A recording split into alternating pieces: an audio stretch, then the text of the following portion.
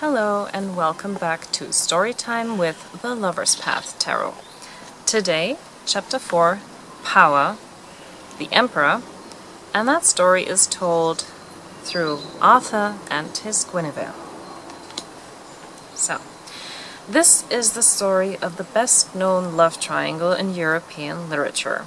King Arthur, Guinevere, and Sir Lancelot may not have really existed, but their names bring up a romantic image of knights in shining armor, elegant ladies in medieval castles, heroic quests for the Holy Grail in a world of honor and romance, and the court of Camelot at the center of the royal and mystical Britain.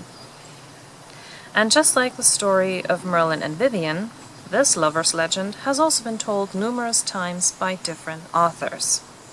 The origin of Queen Guinevere's story may be Welsh. Guinevere's presence and non-presence by abduction runs strong throughout mainstream Arthurian legend. In Geoffrey of Monmouth's history Regum Britannia, in the works of the French poets, I'm going to insert the name, I'm not even going to try to pronounce them, in the Vulgate cycle, and most famously in Sir Thomas Malory's Le Morte d'Arthur. Arthur was first identified as a fictional high king from Britain's past by a monk of Welsh origin, Geoffrey of Monmouth, who chronicled Historia Regum Britannia, the history of kings in Britain, early in the 12th century. In a masterpiece of medieval prose, he defined, in Latin, the earliest coherent version of the Arthurian legend.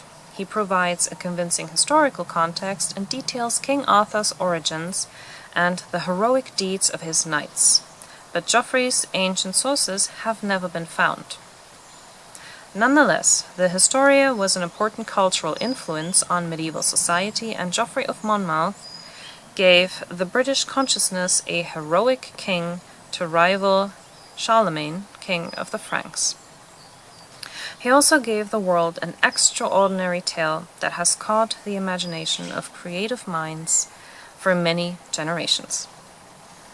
According to Geoffrey of Monmouth, Guinevere is descended from a noble family of romance and is the loveliest woman in all the island.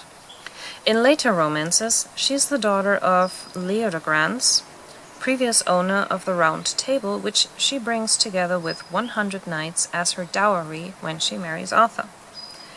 In Le Morte d'Arthur, the story goes as follows. King Arthur, King Ban, and King Bors rescue King Leodegrance, and at a feast after the battle, Arthur saw Guinevere for the first time. He then turns to Merlin, who wants him to take a wife anyway. The story does not mention her feelings toward Arthur, though. Okay, here goes Old English. Is there any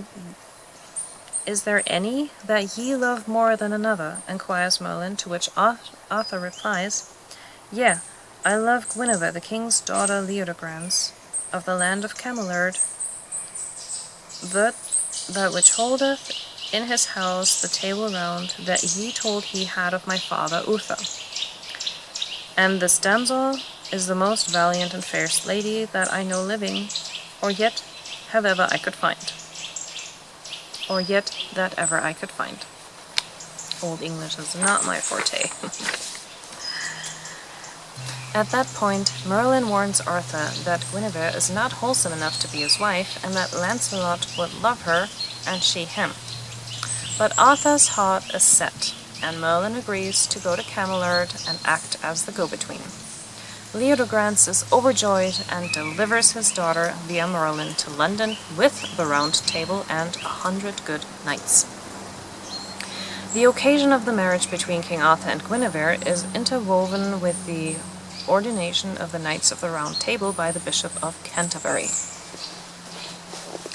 Guinevere's abduction by men is a recurring theme throughout the Arthurian legend, and when kidnapped, she must be saved, the epitome of the damsel in distress, though she's never in serious risk of harm. different stories name different abductors. In one, it is even Arthur alongside a partner himself. In others, it is Meleagant or Mordred. Mordred was defeated by Arthur in one story. Lancelot saved her from Meleagant in another story. Over time, Lancelot became the main rescuer of hers and eventually also her lover. A Celtic queen was equal in status to her husband and was able to conduct affairs unhindered. Queen Guinevere's involvement with other men, willingly or otherwise, is a recurring theme throughout the Arthurian legend. Although the early circumstances of her character may have defined her persona from the beginning, the later medieval writers, with their Christian-based social perceptions, would have found it hard to treat Guinevere as anything other than a morally dubious, unfaithful woman. Guinevere stays childless and loves a man with which she can never bear children because of the circumstances of her husband. To this extent, her life is tragic, but she also presents an ideal, that of courtly romance. She remains both desirable and well protected, sometimes too well, by the male of the species, and avoids execution at the stake several times.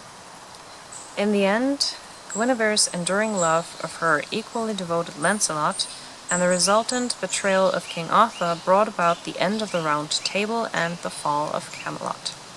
But as Sir Thomas Malory says, she was a true lover and therefore she had a good end.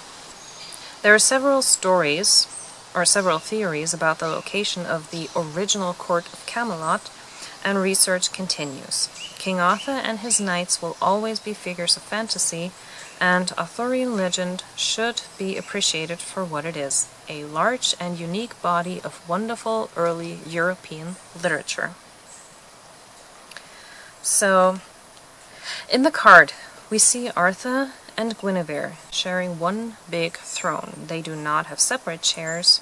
Behind them, a bit paler in the back, is Lancelot with his horse, creating a triangle with him getting in between. Behind the throne, we also see the edges of the Round Table and a few knights, possibly even Merlin. Like Star Wars taught us, with great power comes great responsibility.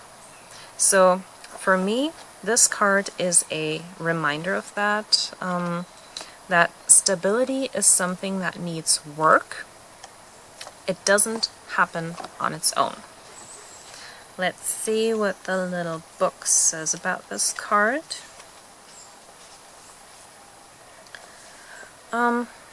Meanings. The ability to use power wisely, meeting an authority figure or teacher who can help. The ability to lead and inspire. Yeah, so this story is definitely one of inspiration for many different reasons. And I think therefore it fits the card of the Emperor perfectly. Thank you for listening, and I'll see you next time. Bye!